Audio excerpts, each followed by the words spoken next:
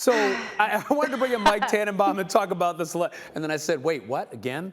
This is the thing. One plan, you got an MVP quarterback and a guy who hasn't even played a game yet. So I want to ask you first, Kimberly, what was your reaction to Matt LaFleur saying they have only one plan? Yeah.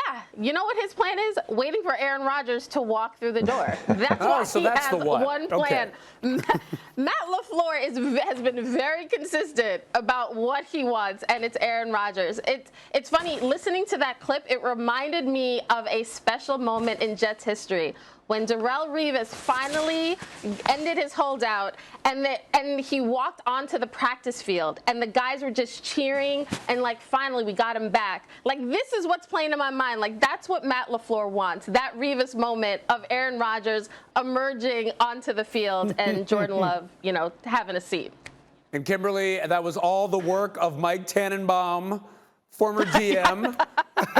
Mike, so Mike, I got to bring you into this. You had an interesting thought in the meeting about this whole situation and how there might be a potential compromise. Talk about that, and also, let's talk a little bit about that Revis moment that I'm sure you orchestrated personally. Yeah, and thanks, Kimberly. That moment cost me at least 20, 30 pounds. So, my suggestion to Brian Gutekunst and Mark Murphy, get it done sooner than later. And by the way, they're lucky they didn't have to deal with that on Hard Knocks. So thanks, Kimberly. I really appreciate it. But yeah, Ryan. Good times. I was good times. watching the world. Yeah. Watching the world news, I see this great summit going on between Putin and President Biden in Geneva, Switzerland, and hopefully, there's improved relations there. And maybe Mark Murphy could take some inspiration from that moment, and maybe they'll excuse Aaron Rodgers from this week's minicamp so he doesn't get fined. And in all seriousness, it's a small step, but it could be a meaningful step in the right direction, because when you're in these situations, and I've been there a couple of times, you're looking for ways to make progress. And you can make progress this week if you're Green Bay by saying, hey, look, we're going to excuse you from minicamp. We're still going to work hard to figure out a solution, whatever that may be, economically or non-economically. But while we could fine you, we're not going to. The risk Green Bay runs is, take a player, Davante Adams. If he's unhappy with his contract next year and he runs the same play, now you run a dangerous precedent of he's going to say, well, you didn't fine Aaron Rodgers, you can't fine me. And now moving forward, it's much more difficult to have a minicamp. Yeah, the last thing you want to do is set that precedent. Now, Rob, I want to talk to you about what it's like in Aaron Rodgers' shoes, because you hear Mike talking about the small steps, the meaningful steps, but at the same time, what's it like? And I know Aaron Rodgers has talked about how this isn't about Jordan Love, but have you ever been in a situation where you're there and you've got another player drafted behind you? What are those feelings like for you that might give us some intel on Rodgers? Look, I was a long snapper at one time, so I was at the bottom of the bottom trying to work my way up on a roster. I can't compare myself to Aaron Rodgers' shoes and how he's feeling right now. I've never been there. But I can tell you, as a starter, when I was with the Patriots, they drafted a ton of guys to try and take my spot.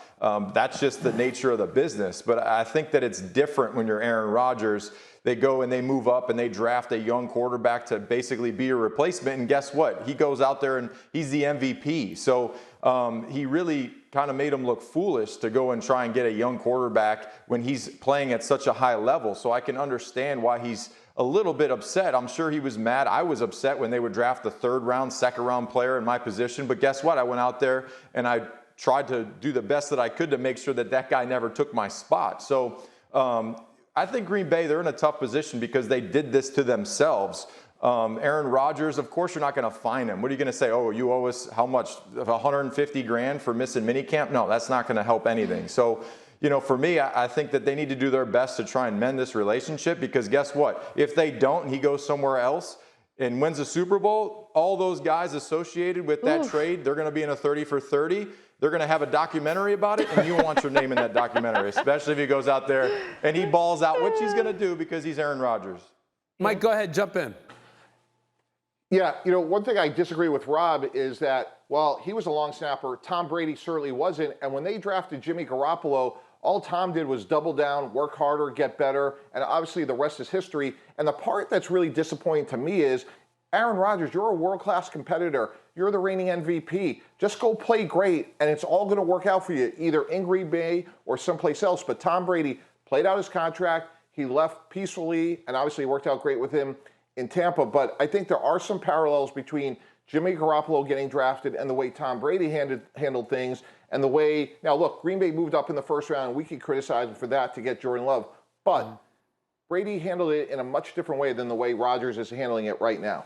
And I just want to say it again. Rodgers talked about how this isn't about Jordan Love. It's about the culture. It's about different things within the organization. And we're going to talk about that a little bit later and how the organization is handling all of this, guys. Thank you for watching ESPN on YouTube. For live streaming sports and premium content, subscribe to ESPN+.